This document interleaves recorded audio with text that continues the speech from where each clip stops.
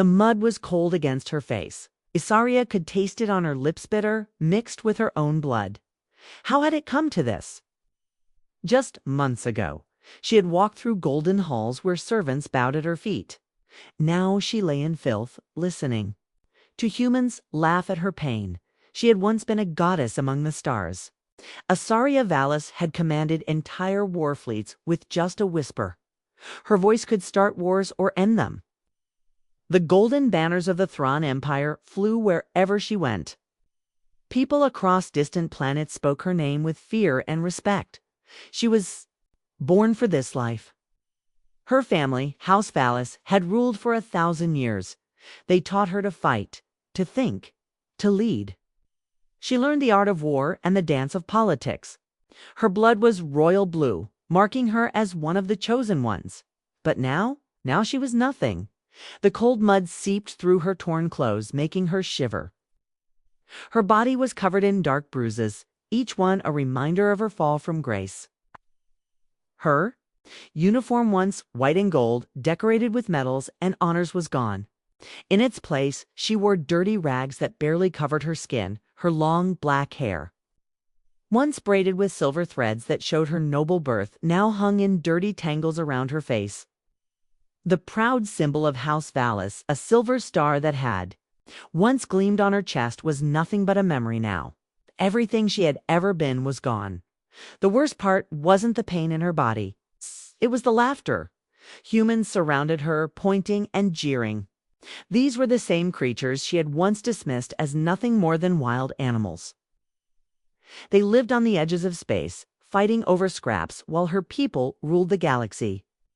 They were supposed to be beneath her, primitive, stupid, barely worth her attention. "Look at this one," a dirty man said, kicking her side with his boot. The pain shot through her ribs, but she didn't cry out. She wouldn't give them that satisfaction. "I heard the Thrawns were supposed to be like gods or something," another voice called out. "This one doesn't look very godlike to me." The crowd erupted in cruel laughter. Isaria bit down on her tongue, tasting fresh blood. "Don't react," she told herself. "Don't give them what they want." She had learned this lesson the hard way over the past few weeks. Her fall had been like lightning, sudden and devastating. She remembered the day it all began. She had been in the Imperial Palace on Thrana Prime, walking through the crystal corridors where light danced on the walls like captured starfire. She was 28 years old and already one of the most powerful people in the galaxy. The Emperor himself asked for her advice. Other nobles watched her with envy and fear. She had been so confident, so sure of her place in the world. The Thrawn Empire had lasted for centuries. They controlled dozens of worlds, commanded technology that seemed like magic to lesser species. They were superior, it was a fact as certain as the stars themselves. But even gods could fall.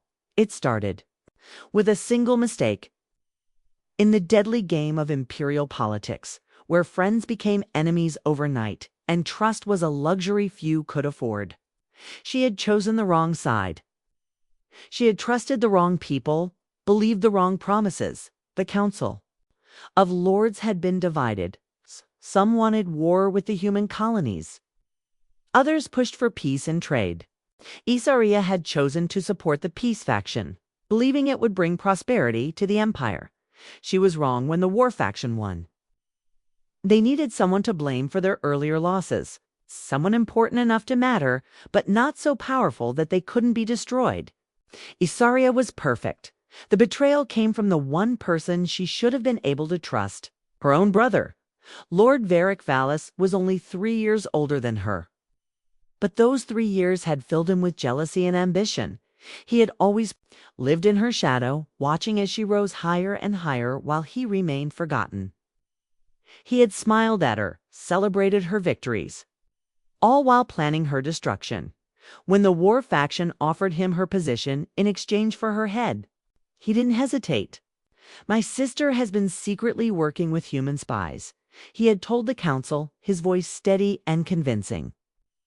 "I have proof that she's been selling imperial secrets to the enemy." The proof was fake, but it looked real enough.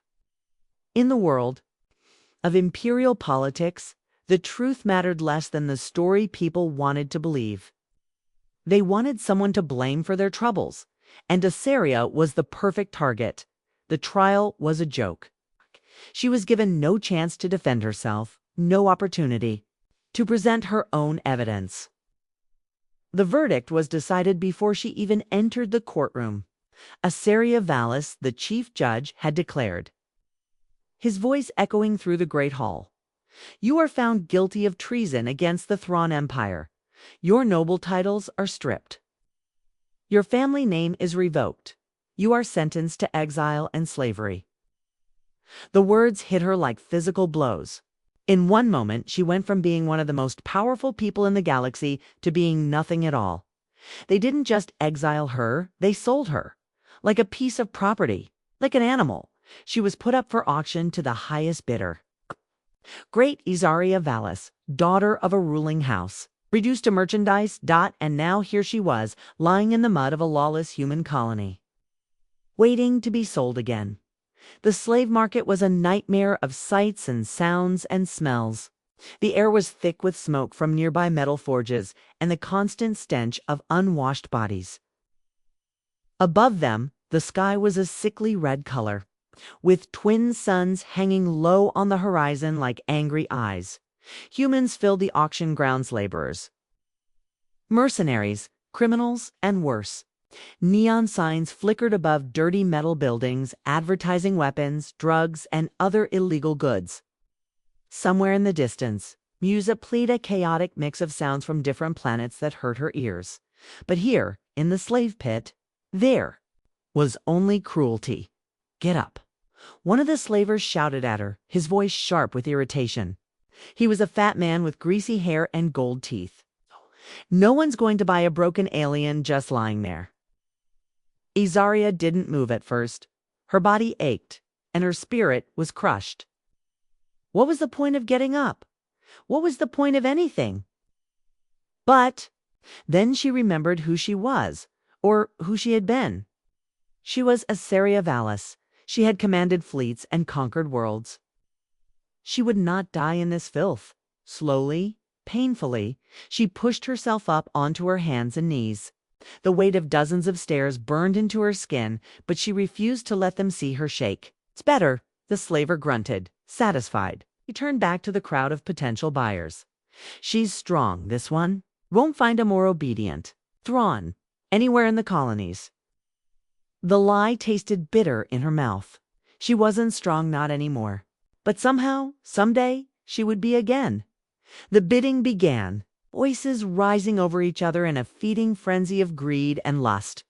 Asaria kept her eyes on the ground, her nails digging into the dirt. "I will not let this be the end," she promised herself. "This is not how my story ends." 50 credits. Someone called out. 75, 100. The numbers climbed higher, and with each bid, Asaria felt a piece of her soul being sold away. She was no longer a person, she was a thing, an object to be owned and used. Then, cutting through the noise like a knife, came a different voice.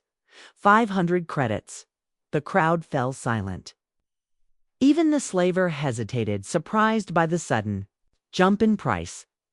That voice was different from the others, deeper, rougher, but somehow not cruel. There was no excitement in it, no hunger, just tired resignation. Asaria lifted her head slightly, just enough to see who had spoken.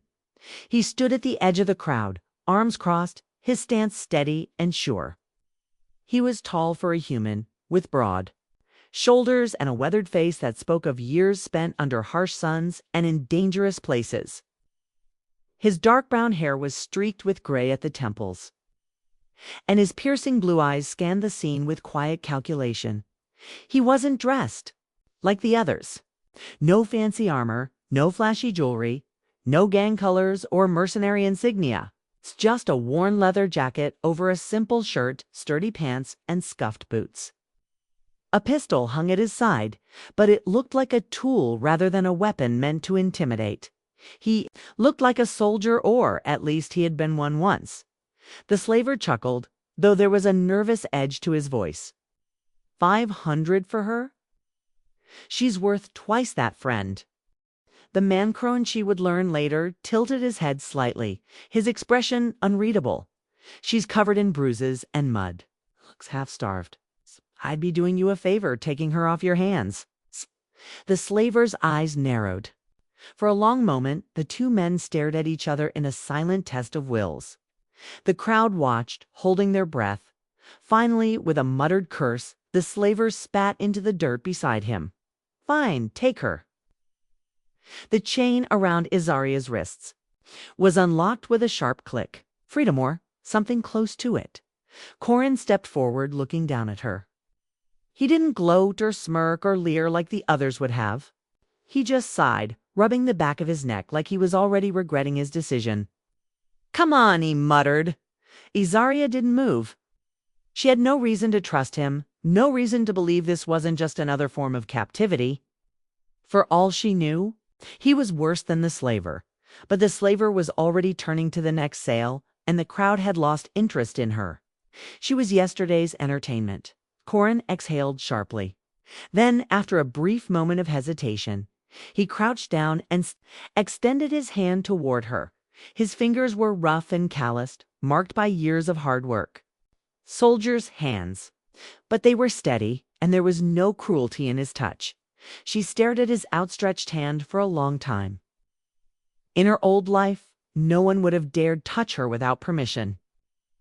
Now this human stranger was offering to help her up from the mud. Finally, she took his hand. His grip was firm but not forceful, strong but not cruel. And for the first time in weeks, she felt something other than rage burning in her chest. She hated that feeling, but she followed him. Anyway, the ship's engine hummed beneath her feet like a sleeping beast. Isaria sat rigid on the narrow bench in the passenger compartment. Her arms crossed tightly over her chest, every muscle in her body tense and ready to fight or flee. Her blue skin, once immaculate and adorned with the finest silks and jewels, of nobility, was now stained with dirt and dried sweat. The grime had worked its way into every pore. And no amount of scrubbing would wash away the memory of those chains. Her long black hair, once her pride and joy, hung in tangled mats around. Her face. It reeked of unwashed bodies, damp earth, and the metallic sting of rusted iron. She wanted to cut it all off, to rid herself of this reminder of her shame. But she had no blade and no strength left for such things. Across from her, Corin Jarth piloted the ship with practiced efficiency. His rough hands moved across the controls like a musician playing a familiar song. The dim glow of the dashboard screens reflected in his sharp blue eyes, casting moving shadows across the hard planes of his face. He had barely spoken since they left the planet, save for a few clipped commands when she had hesitated before stepping aboard his ship that suited her just fine. She wasn't interested in conversation or small talk, or whatever humans called their meaningless chatter. She was still trying to understand what had just happened. Why had this human, a member of a species she had once regarded as barely more than organized savages, paid to free her? Or, as he had put it, paid to get her out of there. It was a distinction she wasn't sure she believed. The ship shuddered slightly as it broke through the planet's atmosphere, escaping the choking smog and red skies of the slave market. Through the small porthole beside her, she watched the view shift from swirling crimson clouds to the endless black of space, punctuated by distant stars like diamonds scattered on dark velvet. She barely spared the view a glance. Instead, she kept her gaze locked on Corin, studying him like she once studied enemy commanders before battle. His clothes were worn but clean, a simple dark shirt beneath that leather jacket, sturdy pants tucked into scuffed boots that had seen too many miles. His hair was unkempt, streaked with premature gray, and his jaw was covered in rough stubble that suggested he didn't much care about appearances. He looked like the kind of man who had spent years in the unforgiving corners of the galaxy, the kind who had seen too much death and cared too little about comfort. A drifter, maybe, or a mercenary past his prime. And yet he had bought her freedom. She didn't trust it, didn't trust him. "Where are we going?" she asked finally, her voice hoarse from days of dehydration and disuse. Corin didn't look away from the controls. Somewhere you won't be chained to a wall, he said simply. She bristled at the casual response. Where? He exhaled through his nose, as if already tired of the conversation. My farm. A flicker of disbelief crossed her face. A farm. That finally earned her a glance from him, one eyebrow lifted, his mouth curling slightly at the corner as if he found her reaction mildly amusing. Yeah, he said. A farm. Isaria stared at him, struggling to process the sheer absurdity of it. A human had freed her not to sell her to someone else, not to ransom her back to her people, but to take her to some remote farm. It made no sense whatsoever. You expect me to believe that? She asked. Don't care what you believe, he replied with a shrug. Her fingers curled into fists. What do you want from me? Corin didn't answer right away. He made a few adjustments to the ship's course, guiding them toward the hyperspace jump point, before finally turning to meet her gaze directly. Nothing. He said that single word knocked the air from her lungs more effectively than a punch to the stomach. Nothing. He didn't smirk as he said it, didn't lace it with false kindness or hidden implications. He simply stated it as a fact. It was a lie? It had to be. No one did anything for nothing. There was always a price, always an angle, always something they wanted in return. But before she could demand a better answer, the ship lurched around them. The familiar sensation of a hyperjump pulled at her bones as they surged into the void between stars. The conversation, it seemed, was over. For the next several hours they traveled in silence through hyperspace. Soria dozed fitfully, her body exhausted but her mind too restless for real sleep. When she woke, stars were streaming past the portholes in brilliant lines of light. She had no idea where they were going or what awaited her there. All she knew was that she was no longer in chains, and for now that would have to be enough. The landing was smoother than she had expected. The ship touched down with barely a whisper, the metal hull creaking softly as it settled onto solid ground. The hiss of depressurization filled the cabin as the systems powered down. Corin rose from his seat, rolling his shoulders and stretching muscles that had been cramped from hours of flying. He grabbed a jacket draped over the back of his chair and headed for the exit. Come on, he said without looking back. He didn't check to see if she followed, didn't drag her along or issue commands or threats. He simply walked toward the door, assuming she would come with him. Isaria hesitated for the briefest moment, then rose and followed. The doors opened with a mechanical hiss, revealing the world beyond. Cool, clean air rushed in, carrying the crisp scent of damp earth and fresh grass, with such a stark contrast to the stifling, metallic stink of the slave pit that she almost gasped. She stepped out cautiously, her bare feet pressing into packed dirt that was surprisingly soft and warm. The sky above was a deep indigo, painted with swirls of purple and gold where the atmosphere caught the light of distant stars. 2 moons hung overhead, casting silver light across rolling fields that stretched as far as her tired eyes could see. A wooden house stood nestled near a grove of tall trees, its structure simple but well built. Warm light glowed in the windows, promising warmth and safety within. In the distance, a large barn loomed against the night sky, its silhouette dark and peaceful. It was quiet here. No shouting, no jeering voices, no scent of blood and sweat and fear. Just the gentle whisper of wind through the grass and the distant sound of nightbirds calling to each other. Isaria didn't know what to do with such peace. She had forgotten it existed. Corin led the way up the worn path to the house, pausing at the door to punch in a security code. The lock clicked open with a soft electronic beep, the scent of wood, faint smoke, and something warm and spiced greeted them as he pushed the door inward. He stepped inside, dropping his jacket over the back of a chair with the casual ease of a man returning to his own domain. Kitchen's over there, he said, gesturing vaguely toward one side of the house. Bathrooms down the hall. Spare rooms, yours. Saria remained frozen in the doorway, her muscles still coiled tight, her instincts screaming that this was just another cage with a different name. Every fiber of her being expected a trap, a trick, a sudden revelation of his true intentions. She could feel the filth on her skin like a second layer of clothing, sticky and foul. The need to be clean was overwhelming, stronger even than her suspicion. "I need to wash," she said quietly. Corin barely blinked. "Yeah, figured as much." He jerked his head toward the hallway. "Second door on the right. There's hot water and the towels should be clean." He turned away as if that was the end of the discussion, already moving toward what looked like a kitchen area. No leering, no suggestive comments, no attempt to watch or follow. Just complete, almost bored indifference. She didn't move right away, still expecting some kind of catch. But when he continued to ignore her, when he did nothing but pull out a bottle of something alcoholic and pour himself a drink, she finally forced herself to trust for now. The hallway was short and narrow, with doors leading off to various rooms. She found the bathroom easily enough, a small but clean space with walls of dark metal that looked like they had been salvaged from an old ship hull. But the floor was warm beneath her bare feet, heated by some kind of thermal system. A shower stall stood in one corner, and to her surprise, an old-fashioned bathtub sat beside it, a luxury in most human colonies.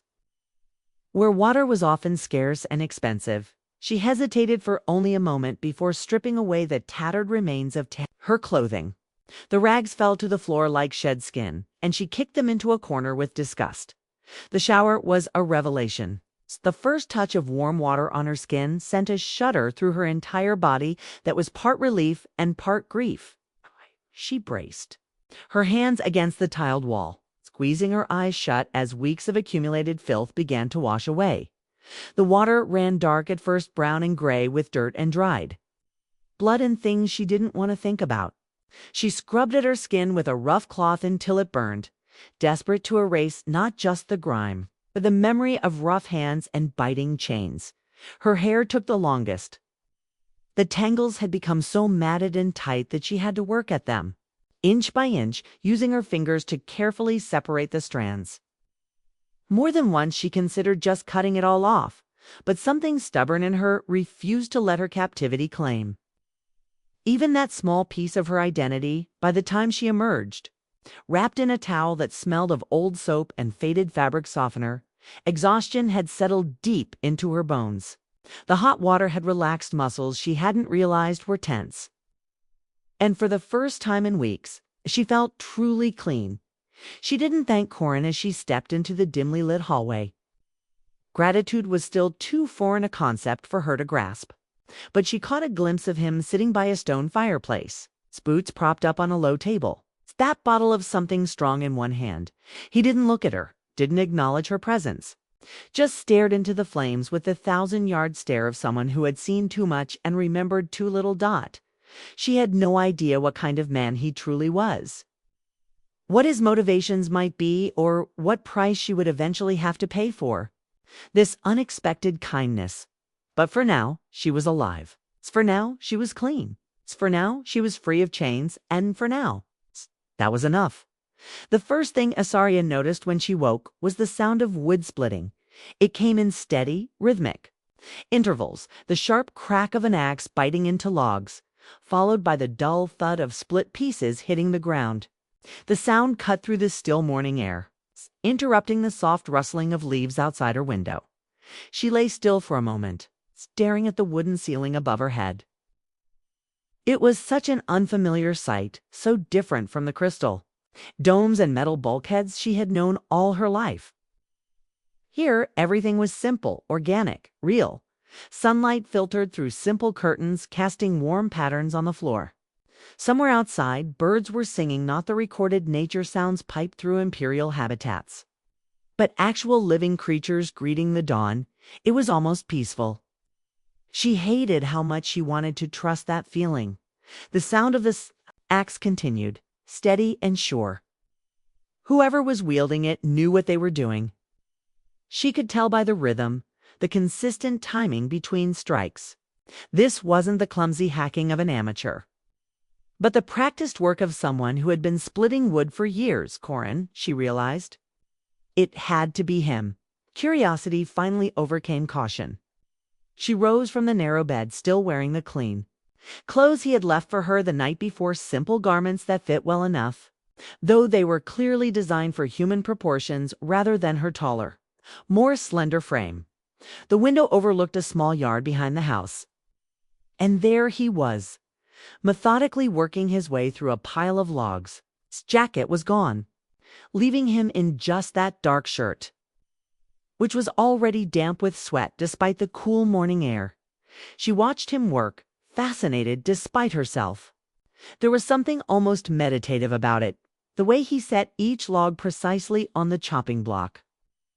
The smooth arc of the axe, the perfect split that sent the halves flying in opposite directions. He worked like a man who found peace in simple, repetitive tasks, like someone who needed the physical motion to quiet whatever thoughts plagued his mind. The sound stopped abruptly. She realized he had noticed her watching. Their eyes met through the glass for a brief moment. He didn't wave, didn't smile, didn't acknowledge her in any way, just held her gaze for a heartbeat before returning to his work. But something had changed. She could feel it even through the window. Some invisible barrier had shifted just slightly. Sleek metallic interiors of the ships and cities. She had once known the room was small, sparse. The bed beneath her was rough but warm. A far cry from the cold metal floors she had slept on in captivity. It had been weeks since Corin had brought her. Here and still she woke up every morning expecting something to change, expecting him to demand something, expecting the quiet sense of freedom in this place to shatter, but it never did. Sighing, she sat up. Pushing the blanket aside, she flexed her fingers, feeling the dull ache in her muscles from the work she had forced her soul to do the day before. Small tasks around the farm, menial but necessary. Now she felt the restless itch beneath her skin, the frustration of idleness clawing at her mind. The sound off the axe striking wood rang out again. She rose, slipping into the clothes Corvin had left for her, a simple tunic and pants. Rough against her skin, but serviceable, she braided her long black hair back from her face, fingers working through the still damp strands from last night's bath. The air was crisp when she stepped outside, the cool morning breeze carrying the scent of earth and fresh grass. The sky was a soft shade of blue, the rising sun casting long shadows over fields, and there near the barn was Corin. She halted, watching him unseen. His cigarette had been tossed over a stump, leaving his upper body bare.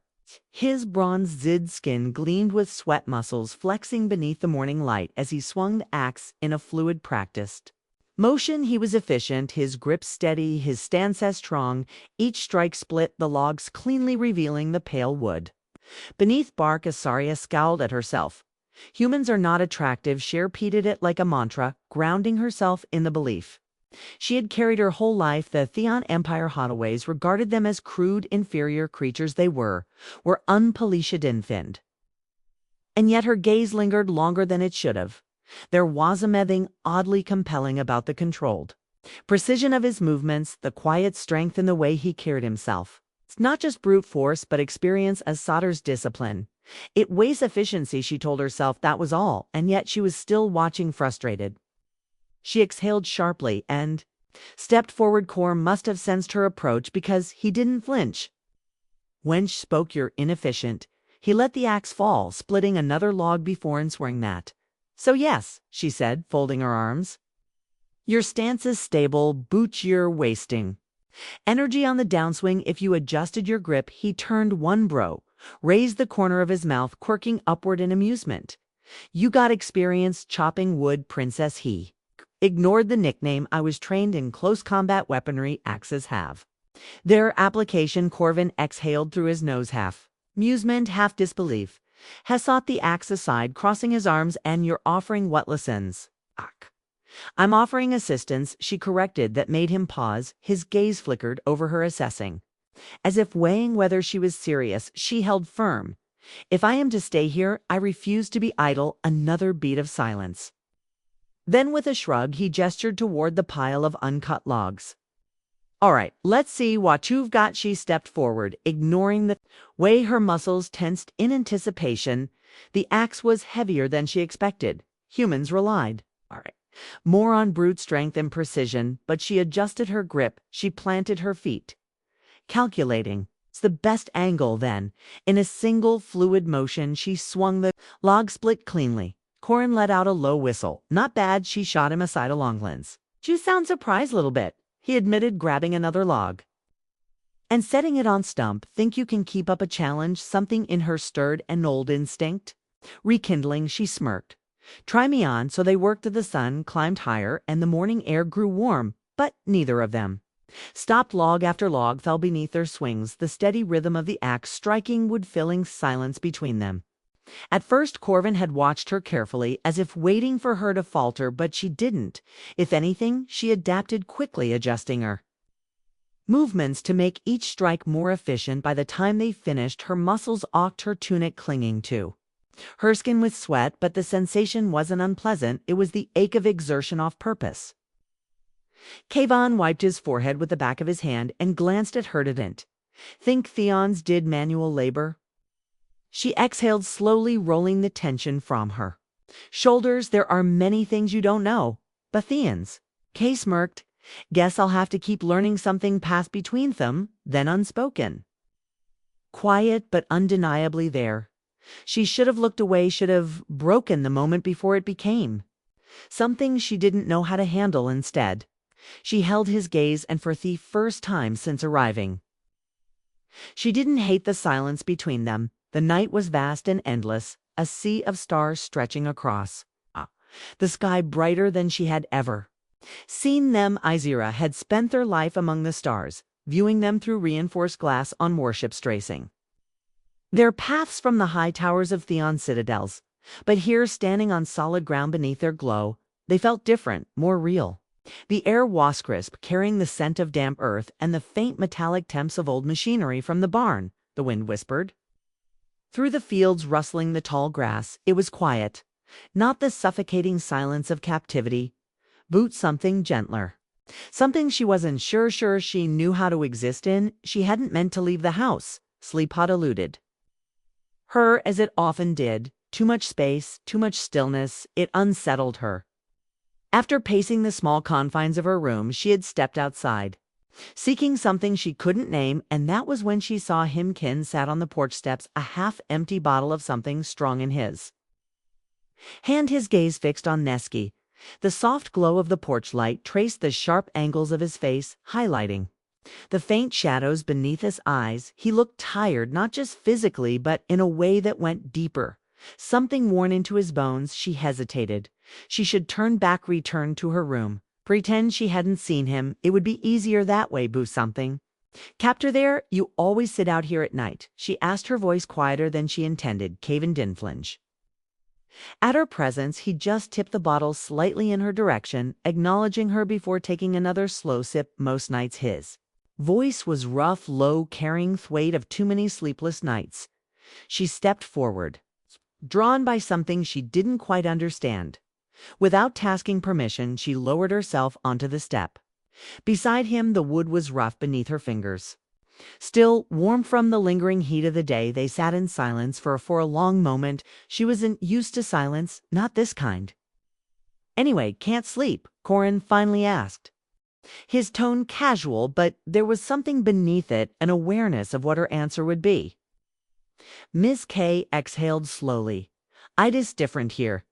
A faint smirk tugged at his lips. That a good different or a bad one? She considered the question. It is quiet, she admitted. I am not used to quiet. He nodded, as if he understood exactly what she meant. Yeah, it takes some gettings to. She studied him in the dim light. He was always like this, calm, unreadable, speaking only when necessary. She still didn't know what to make of him. He had freed her, given her space, asked for nothing, and yet she couldn't figure out. Oh, you were a soldier, she said at last. It wasn't a question, but Corbin still tensed slightly, gripping the bottle just a bit tighter before setting it downside him. Used to be. She had seen that look before. The weight of old battles were an ento. A man's skin like scars no one could see in the Theon Empire. Warriors, where honored, celebrated victories were remembered, immortalized, but humans, they carried their wars differently. She had seen it in the way they spoke, in the way they avoided certain conversations as if their battles never truly ended. "You didn't talk about it," she observed. He let out a short, humorless breath. "Nope," she admitted, giving him the space to say more if he wanted to. He didn't. Instead, He glanced up at the sky, watching the constellations shift. Overhead you miss it. She stiffened, slightly miss what the life you had before. Her fingers curled against the worn wood of the porch. "Step my life was taken from me." Ken was quiet for a moment, Thon. In that same steady, unshaken voice he asked, "And if you could go back to icy question?" Shouldn't have unsettled her. The answer should have been simple. She should have said yes. But the words never came. She exhaled long and slow, forcing herself to focus on the night air, on the solid ground. Beneath her, "You assume I have a choice." Kin turned, hished, slightly looking at her now. "Really looking? Maybe you do." She let out a laugh. "Humans always thinking choices are simple." He smirked at that. "Yeah, we doth it." She shook her head, turning her gaze back to the sky. "The Empire used to count this sector unworthy of conquest," she murmured. "Not valuable enough to be worth the trouble." "So, sounds about right," Corvin muttered. She hesitated, then glanced at him again. "If they had come for it, Waldo have fought." His smirk faded, his jaw tightened slightly, the flickering porchlight casting shadows over his face. "Yeah," he said quietly. "I would have it their eyes met in the dim light, something unspoken passing between them. She should have looked away, should have broken the moment before it became something she didn't know how to handle, but she didn't. She felt the heat of his body beside her, close enough. That warmth radiated against her arm. She could smell the faint scent of sweat and earth on his skin, mixed with a sharper tang of whatever he had been drinking, and then so subtly that she barely realized she had done it. She reached out, her fingers brushed against his forearm, light as a whisper, cave in stilled. It wasn't much, not even a full touch, just a moment of contact. Barely there, but it sent something electric through her, something dangerous. She should have pulled away, but he didn't move, and neither did she. The warmth of his skin beneath her fingertips was steady, real, in a way that unsettled her more than she wanted to admit. Then slowly, deliberately, he turned his hand, letting his fingers graze hers. It was Baraliani thing, a touch so light it could have been accidental, but it wasn't. And for the first time since she had arrived, she felt something shift inside her, something she wasn't ready to name. The night stretched on, endless and quiet. Thesters watching from above. Neither of them spoke again. Either of them moved, and somehow, for the first time in a long time, that Wasuno, the air felt different that morning. As Arya woke before the sun had fully risen, the dim light casting long shadows across her room, a strange unassad heavy in her chest, pressing against her ribs like an unseen weight. She had learned to trust these instincts. They had kept her alive before, and she had no reason to doubt them now. Pushing the blanket aside, she swung her legs over the edge of the bed. The wooden floor was cool beneath her bare feet, grounding Hera's. She stretched out the stiffness from the previous day labor. It had been weeks since she'd reaved here, and though she still wasn't sure what to make of this life, this quiet existence, her body had begun to adjust. The soreness in her muscles was no longer from chains or blows, but from honest work. It was a different kind of ache, but no less real. She reached for the clothing Corin had given her, a simple tunic and trousers, worn but clean. As she pulled them on, she caught a glimpse of her reflection in the smell mirror across the room. She barely recognized herself. The biddity had faded, but the sharp lines of hunger still lingered on her face. The hollow beneath her high cheekbones, a reminder of how close she had come to breaking her long black hirons, always meticulously arranged, now fell loosely over her shoulders in soft waves. She looked different. Not a commander, not a noble, just a woman. Thought unsettled her more than it should have. A faint noise caught her attention, movement from the kitchen. Carvin was awake. She exhaled, rolling her shoulders before making her way down the hall. The scent of brewed calf drifted through the small farmhouse, mingling with the faint smokiness of the dying embers in the fireplace. It was strange How quickly she had become familiar with these details, these human habits. Corin sat at the table, steaming. Mug in one hand, a data pad in the other, his sharp blue eyes flicked up as Shent heard, scanning her the way he always did, like he was making sure. She hadn't disappeared overnight, didn't think you'd sleep that long, he remarked, taking a slow sip from his cup. Isaria, Linda gains the counter, arms crossing over her chest. I don't sleep much this place, he's quiet. That a complaint? She considered the question. No, a flicker of Somothingenrodel passed across his face, but he didn't comment. Instead, he reached for Ranather mug and poured her a cup, sliding it across the table without a word. She hesitated, then took it, fingers curling around the warmth. It was strange. This routine they had fallen into, neither of them spoke much, but the silence between them was not uncomfortable. It was steady, almost grounding, and yet the unease in her chest hadn't faded. She lifted Thek up to her lips, inhaling the bitter aroma. Something. Falsov Corvin didn't react right away, but she saw the way his fingers tensed slightly around the datapad. You always wake up this paranoid. Paranoia keeps you alive. His mouth twitched at that shadow of a smirk, appearing fair point. He leaned back in his chair, exhaling slowly, but your notching. The shift in his tone sent a cold prickle down her spine. She set her mug down carefully. What is it? Corvin tapped the screen of the datapad, turning it toward her the moment her eyes landed on the displayed image. Her breath caught in her throat, a bounty notice. Her face stared back at her, rendered in cold, unforgiving resolution. The official crest of the Theon Empire was stamped in the corner. And Eunice Istable mark of authority wanted is Gary Vallis, dead or alive. Her stomach twisted. The sum attached to her name was high, too high. This wasn't just a retrieval order, this was a kill. Orders forced herself to keep her expression unreadable. How long has this been circulating? Corin took another sip of his cafe, his gaze unwavering. A few days, but it's spreading fast. Sumian edipped off a bounty guild in the nearest settlement. Then they'll come here. Propsh inhaled sharply through her nose, reining in the cold anger rising in her chest. Damn them. Kevin watched her carefully. They really want you dead that bad. A humorless chuckle escaped her. The Empire does not tolerate loose ends. She could feel his eyes on her, waiting for her to explain, and for once she didn't fight it. My brother. She started, her voice steady but cold. Lord Varric Vallis. He was always ambitious booty. Never thought he would betray me. Her fingers tightened around her cup. I miscalculated. I thought I was safe. I was wrong. Kevin didn't say anything right away, but his expression darkened slightly. So he sold you out more than thought. Her grip on the cup was white-knuckled. He orchestrated my fall from mean, for treason, stripped me of my title, my rank. By the time I realized what washup bunning, I had no allies left. She exhaled sharply. He handed me over Toes Lovers. I think he preferred the idea of me rotting away in chains rather than killing me outright. It was more poetic. Way, a long silence stretched between them. Kevin drummed his fingers against the table. Why not just put a bullet in his head? Is scarier. Blink Datham, caught off guard by the bluntness. His expression was unreadable, but there was something hard in his gaze. Something unapologetic. She let out a dry chuckle. Believe me, I've considered it. He tilted his head slightly. So why haven't you?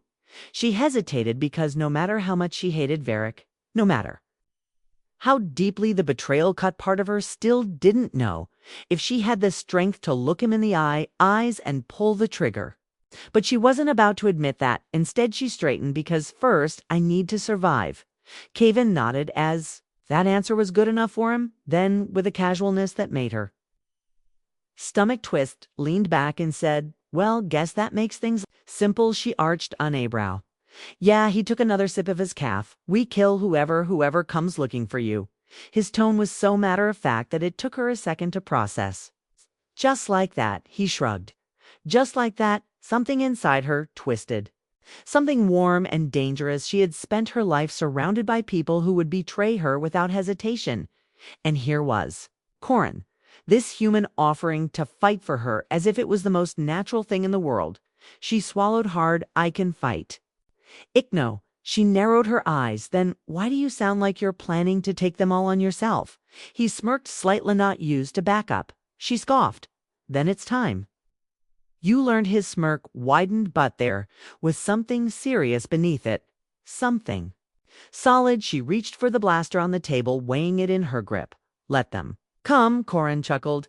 Yet that's what I was hoping you'd say. The night stretched before them, filled with the weight of what was coming. The bounty hunters would arrive.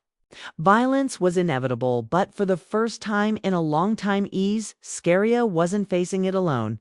And that changed everything. That night was unnervingly still. A tense quiet had settled over the farm, thickened, suffocating, stretching across the fields.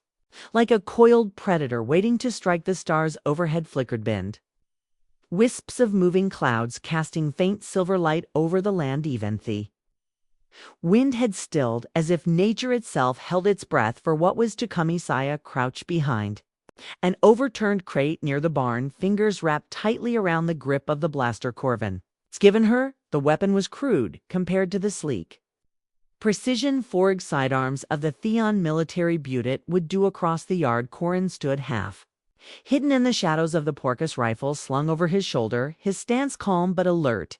He had been irreliquiate all evening, his usual dry wit replaced by a sharp, focused intensity. Thieves were coming. She had known it from the moment Corvin showed her the bounty, noticed the price on her head was too easy to ignore, and bounty hunters were relentless when the reward was this good. Only question was how many were willing to die to claim it. A faint rustling in the distance sent her pulse spiking, though they weren't alone anymore. She adjusted her grip on the blaster, taking slow, measured breaths. The faintest shift in the air told her someone was moving through the tall grass beyond the fence. She counted 3, maybe 4 sets of footsteps space apart. Methodical professionals. A low voice crackled through the comlink. In her ear, Corvin's voice steady and calm. 6 of them, 2 circling to the left, 3 coming in from the main gate, 1 hanging back. She didn't ask how he knew. Corin had the instincts of a predator who had spent years on the hunt. And she wasn't about to doubt him now. She pressed the come device. How do you want to play this? A brief silence. Then we let them make the first move. She swallowed back her impatience. She wasn't used to waiting in the Empire. When an enemy came for you, you struck first. You crushed them before they had the chance to become a threat.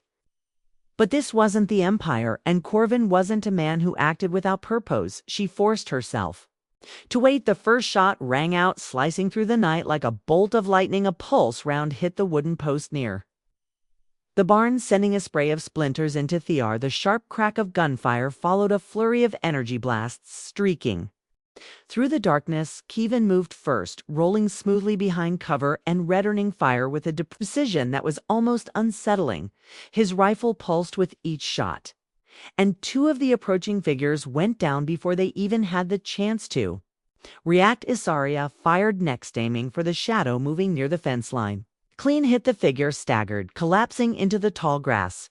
With a choked sound, 3 down, 3 left. Another round of gunfire rained down on them, forcing Scaria to duck lower behind the crate. Her pulse pounded in her ears, but the rush of battle was familiar, comforting in a strange way. She knew this rhythm, this dance between life and death. A flicker of movement tore right. One of the remaining hunters trying to flank them. She pivoted sharply, raising her blaster. Just as a knife gleamed in the dim light, the bounty hunter lunged, and she barely had time to twist out of the way. The blade grazed her side, slicing through fabric and into flesh. Pain flirted, sharp and immediate, but she didn't stop moving before he could recover. She slammed the butt of her blaster into his jaw, sending him staggering back. Then, without hesitation, shot him point blank. 4 down. Kevin had already handled 5th. Only 1 remained, the one who had hung back, waiting. A smarter man would have run, but bounty hunters weren't known for their intelligence. A voice rang out from the darkness, laced with amusement. Not bad for a dead woman. Isaria narrowed her eyes, shifting into a defensive stance. The man stepped into view, tall and broad-shouldered, his face hidden beneath the reflective visor of his helmet. He held his rifle low, casual, as if he wasn't concerned in the slightest. That alone made him dangerous. Kin stood. To her left, rifle raised, but not firing. You going to talk all night, or are we getting this over with? The bounty hunter chuckled. I heard a lot of stories about you, Valis. Didn't think you'd be hiding out in some dirt farm with a washed-up soldier. Isaria kept her blaster stead, yawned. Yet here you are bleeding out your crew on a dirt farm. The hunter tilted his head slightly, considering the Empire wants you dead in the ground. But thinking they wouldn't mind if I brought you in breathing, Kin. Let out a low sigh. I was really hoping you'd just shoot first. The bounty hunter barely had time to react before Corvin fired the energy blast, struck him in the chest, sending him sprawling backward. The silence that followed was almost eerie. Isaria let out a slow breath, lowering her blaster, her side ocked where the knife had cut her, warm blood soaking into her shirt. Booch ignored it for now. Kevin kicked the body over with his boot, checking for any sign of movement. There was none. That aloft them, she asked, still catching her breath. He rolled his shoulders, scanning the horizon for now. A long silence stretched between them. The adrenaline was fading now, leaving behind only exhaustion and the dull throb of pain. But beneath that there was something else, something heavier. This wasn't over. Not even close-ish. Turn to Corin, more will come. He met her gaze, unwavering. Then we kill them too. There was no hesitation in his voice, no doubt. Something in her chest tightened. He was choosing. This choosing her. She didn't know what to do with. Thader's throat felt dry as she whispered why. He exhaled, slowly setting his rifle down before stepping closer. Not enough to touch, but close enough that she could feel the warmth radiating from him. Buck, sure worth fighting for. The words struck deeper than she wanted to admit. She should have argued, should have told him he was a fool for putting himself in danger for her. But she didn't. Because, for the first time in a long time, she wanted to believe him. And when he reached for her fingers, brushing lightly against her arm, she didn't pull away. It didn't want to. The battle was over, but something had changed between them. And whatever it was, she wasn't ready to let go. The days after the attack passed in an almost eerie calm. Bodies had long since turned to ash, their presence erased from the land as though they had never been there. At Albert, the truth remained. The bounty on Iskar's head had not disappeared, and more would come. Chi and Corin had spent the days preparing, reinforcing the housestock pilling supplies, mapping out possible escape routes. If it came to that, the quiet between them had shifted. No longer filled with tension, but something else. Something heavier, something unspoken. The nights were the worst, even when exhaustion settled deep into Urbone's sleep. Rarely came. She would lie awake in the darkness, listening to Thund outside, the soft hum of the generator, the distant sounds of nocturnal creatures moving through the fields, and beneath it all she could hear him curving, lying just beyond the thin wall that separated their rooms. She had never been the type to hesitate, never been someone who questioned her own wants, her own desires, and yet every night she found herself staring at the ceiling, pulse, unsteady skin, warm, aching for something she couldn't quite name until tonight. She couldn't ignore it anymore. The wooden floor was cool beneath her bare feet as she slipped from her bed, crossing the short distance to his room. She didn't knock, she didn't need to. The door creaked softly as she pushed it open, revealing dimly lit space beyond. Corvin was lying on his back, one arm thrown over his forehead, the thin blanket pushed low on his far waist. His breathing was steady, slow, but as she stepped closer, his body tensed, his instincts waking before his Minda's hand was already reaching for the blaster at his side. When he realized it was her, he exhaled sharply, relaxing his gaze.